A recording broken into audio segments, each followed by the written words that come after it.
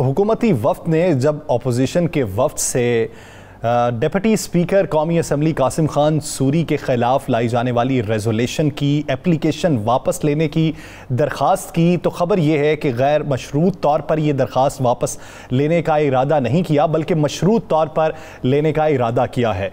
तो अगर मशरूत तौर पर होगी तो क्या अपोजिशन ये सोचती है कि हम भारी पड़ेंगे, या फिर अपोजिशन ने खुद से जान छुड़ाई है कि शायद नंबर गेम्स पूरी नहीं थी जिस वजह से हम ये दरख्वास्त वापस लेने में ही आफियत समझते हैं?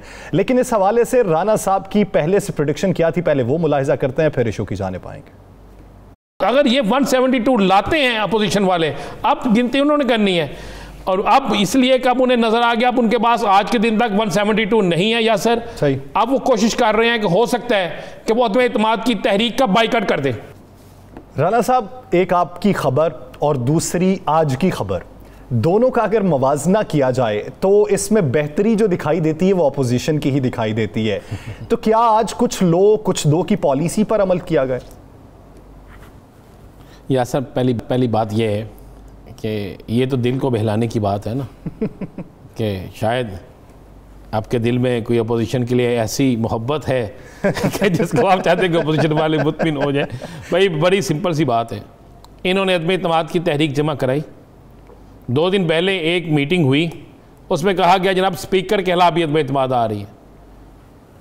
सारी उन्होंने अपने तैयारी की। मुझे एक बात बताएं, अगर अपोजिशन के पास, मैंने कल कह दिया था यहाँ ये बाइकआउट करेंगे, यहाँ वापस होगा ना, बाइकआउट किया यहाँ वापस हुआ, बात एक ही है। क्योंकि मुझे पता था, मुझे खुद मुस्लिम लीग नून के एमएनए ने कहा, बड़े सीनियर एमएनए, मैंने कल कहा भी था आपको कि वो बड़े सीनियर आदमी हैं, अपोजिशन के अंदर इनकी बड़ी अहमियत है। उन्होंने मुझे कहा भाई कोई हमारे पास स्कोर पूरा नहीं है, कार्ड पूरे हैं ही नहीं हमारे पास, तो हम कौन से पत्तों से खेलेंगे। उसने कहा ये हमने बड़ी कोशिश की है लेकिन हमारे पास कार्ड पूरे नहीं हुए, खुफिया रायशुमारी के बावजूद नहीं हो सकते, बल्कि हम आप ये लफ्ज़ अदा किया गया, बल्कि हमारे कोई 20-25 कम हो जाएंगे। यासर साहब, आज हुआ यह है, असल आपको बताते हैं, वो अपोजिशन चाहती थी कि हमारी जान छूट जाए, हुकूमत चाहती थी मामला तय हो जाए। अब अपोजिशन को नज़र आया कि थोड़ी सी नरमी हुई है, जब जनाब ये मुज़ाकरात हो रहे थे ना, अंदर की ले लें खबर, जब ये मुज़ाकरात हो रहे थे कि इजलास को बड़े पुरअमन तरीके से चलाना है, और इसमें कुछ और लोगों ने भी बड़ा अहम किरदार अदा किया है, काफ़ी लोगों की सिमें चेंज करने में कुछ लोगों का बड़ा अहम किरदार है। तो उस वक्त में साथ ये कहा गया, फिर इस माहौल को, ये लफ्ज़ मैं आपको बता रहा हूँ एक अपोजिशन लीडर की तरफ से, कि इस माहौल में तलखी को ख़त्म करने के लिए फिर हम डिप्टी स्पीकर वाली तहरीक भी वापस ले लेते हैं। नहीं, उन्होंने कहा गवर्नमेंट का कुछ लोग बैठो, आओ जी ठीक है, लो एक तरफ से उर्दू में ये लफ्ज़ आया, दूसरी तरफ आप कह पंजाबी में लो जी लो, ठीक है। तो वो चाह रहे थे या अल्लाह कोई हमें कह दे तो हम तैयार हो जाए। वो मौलवी जब निकाह पढ़ाता है ना तो 3 दफ़ा पूछता है ना, और जो पहली दफ़ा कह रहा है मंजूर है तो फौरी को कह देना मंजूर है, तो कहते हैं कुरी पहले तो तैयार से, या मुंडा भी पहले तो रजामंद से नहीं तोड़ते, तो कुछ सोचना नहीं पड़ता। तो ये इसी तरह है, ये तैयार बैठे थे, ये कह रहे थे हमें कोई कुछ कह दे, उन्होंने कह दिया, इन्होंने फौरी तौर पर असर काट दिया। असल मामला ये। अब इसमें शर्त क्या है? कोई शर्त नहीं जी, वो जो 8-6 बिल जी जमा वो एक पास किए थे डिप्टी स्पीकर की सरबराही में इजलास में, उनको दोबारा भेजा जाए पार्लियामानी कमेटियों में, अगर उसमें हमें किसी जगह कोई प्रॉब्लम नजर आए तो अपोजिशन अपनी तजावीज़ देगी, वो मंजूर हो जाएंगे। ये है क्या? ये है क्या? इस पर अपोजिशन की सारी अना ये थी। अपोजिशन तो कहती थी कि डिप्टी स्पीकर जो है वो बिल्कुल 1 साइडेड है, ये बदतमीज़ है, ये ठीक नहीं है, ये अपोजिशन के साथ ज़्यादती करता है। लेकिन आज किस जगह ये बात हुई? आज सब कुछ ठीक हो गया। असल मामला यही था, हुकूमत तैयार थी, आज जो इजलास होना था सुबह, उसमें कोई हुकूमती शख्स नहीं जाना था, तो फिर 172 इन्होंने पूरे करने थे। तो जब 172 की बजाय 160 भी पूरे ना होते, 162 भी पूरे ना होते, और पता चलता जनाब 130 आए हैं या 120 आए हैं, तो फिर क्या होता है यासर?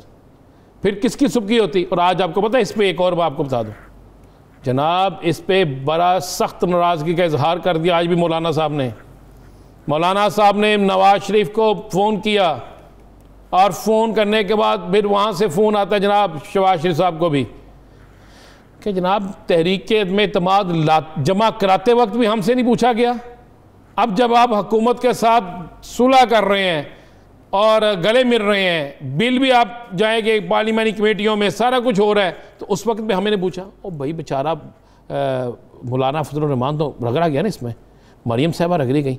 हाँ मुझे बताएं, दोनों जो पार्लियामेंट के ख़िलाफ़ थे, ना पहले उनसे पूछा गया, ना जब वापसी हो रही है ना अब पूछा गया, तो वो बेचारे तो ज़ीरो हो गए।